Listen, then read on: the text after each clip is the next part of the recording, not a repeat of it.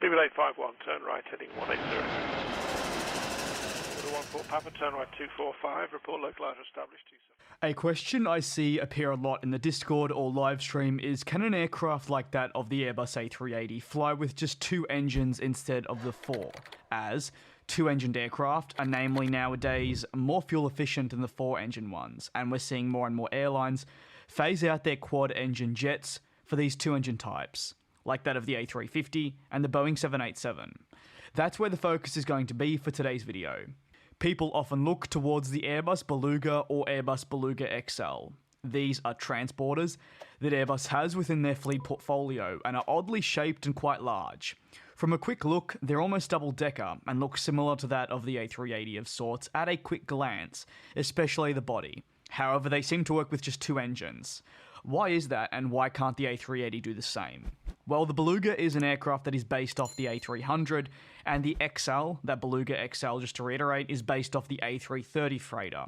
These were aircraft that all along only needed 2 engines to power the type. Essentially, the Beluga that you see, while it looks mammoth, is not as heavy as it may appear at a first glance.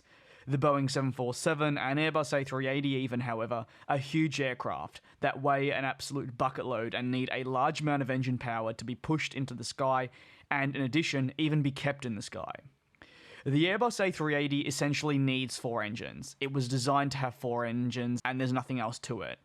2 engines would simply not be enough for the aircraft to roar into the skies and continue to carry the load that it does.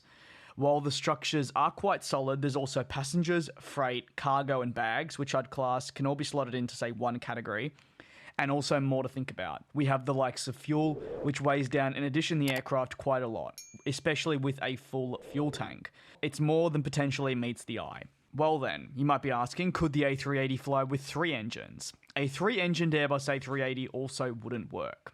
While you could definitely rearrange the location of the engines and say sit one on the tail like what we see with the MD-11, there'd be more problems encountered. For example, the tail would have to be adjusted in order to actually mount the engine in that spot, and then you are running the immediate risk of the fin and more generally the aircraft being on a whole tail heavy and having an unbalanced weight distributed throughout.